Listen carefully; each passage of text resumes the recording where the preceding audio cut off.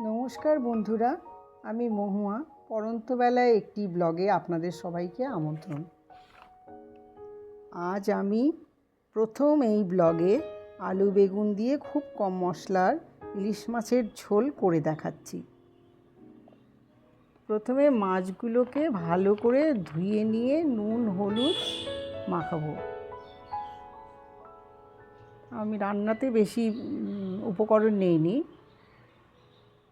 কাঁচা লঙ্কা থেতো করা আর গোটা কয়েকটা কাঁচা লঙ্কা, নুন হলুদ, সর্ষের তেল, কালো জিরে আর একটু টমেটো। এবার আমি আলু বেগুনগুলো হলুদ নুন মাখিয়ে নেব। আলু বেগুনে হলুদ নুন মাখালে একটু ভালো হয়, মানে ভেতরে ঢুকবে নুনটা, খেতে ভালো লাগবে। আজকে আমার কর্তা বাজারে গেছিলেন, বেশ ভালো একটা বড় সড়ো ইলিশ মাছ দেখতে পেয়ে নিয়ে এসছেন, তাই আপনাদের ইলিশ মাছটাই রান্না করে দেখাচ্ছি। আর সর্ষের তেল দিয়ে ইলিশ মাছ খুব ভালো হয়। আমি সর্ষের তেল দিয়েছি, একটু বেশিই দিয়েছি, কারণ আলু বেগুনগুলো ভাজবো। তেলটা গরম হতে দিয়েছি, তেলটা গরম হয়ে গেলে আলু বেগুনগুলো ভেজে নেবো তেলেতে। আমি কালো জিরে, লঙ্কার কালো জিরেটা ফোড়ন দিলাম।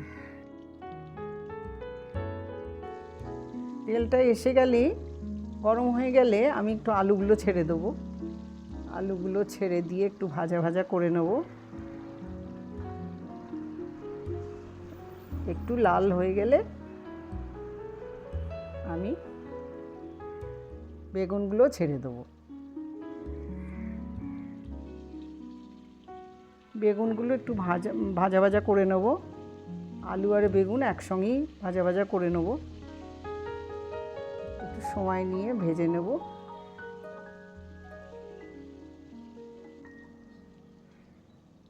প্রায় হয়েই এসছে ভাজা।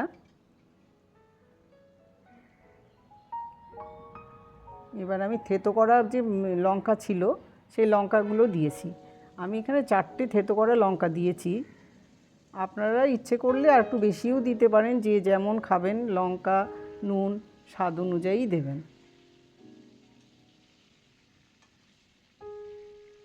আর 2টো লঙ্কা আমি পরে দেবো।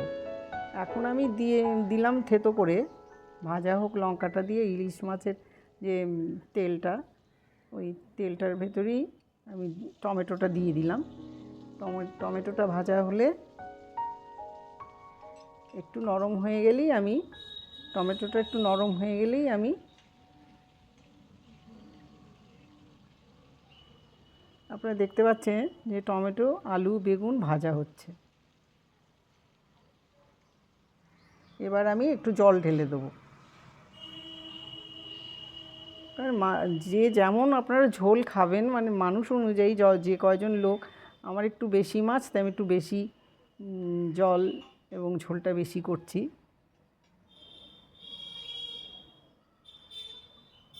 আবার একটু আমি নুন, একটু হলুদ নুন দিয়ে দেবো।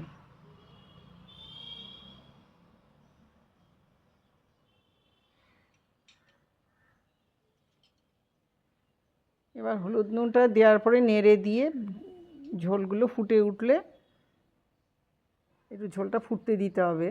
ঝোলটা ফুটে উঠলে একটু ঢাকা দিয়ে দেবো। ফুটে উঠেছে টকবক করে ঝোলটা। এবার আমি মাছগুলোকে ঝোলের ভেতরে দিয়ে দেবো।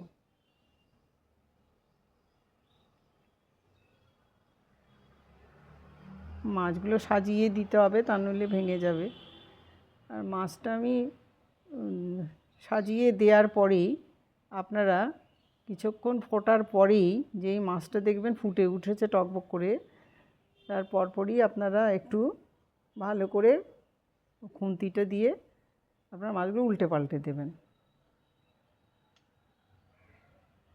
কারণ বেশি ফুটে গেলে মাছটা ভেঙে যাওয়ার সম্ভাবনা থাকে, তাই আপনারা সাবধানে মাছগুলো উল্টে দেবেন।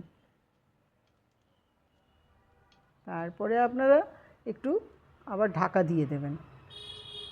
5 মিনিটের মতন একটু ঢেকে দেবেন। ঢাকার পর ঢাকাটা আবার খুলে আপনারা দেখবেন যে আলু বেগুন এগুলো ভালো মতো সব সেদ্ধ হয়ে গেছে কি না। আলু বেগুনটা সেদ্ধ হয়ে গেলেই জানবেন যে মাছটাও প্রায় সেদ্ধ হয়েই এসছে, কারণ ইলিশ মাছ তো একটু তাড়াতাড়ি সেদ্ধ হয়ে যায়।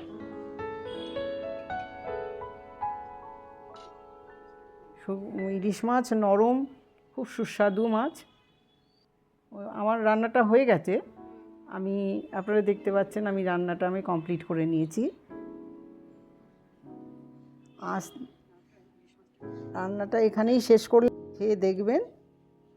আপনারা সবাই ভালো থাকুন, সুস্থ থাকুন, আর ভিডিওটি ভালো লাগলে লাইক করবেন, সাবস্ক্রাইব করবেন। আজ তাহলে আসি বন্ধুরা।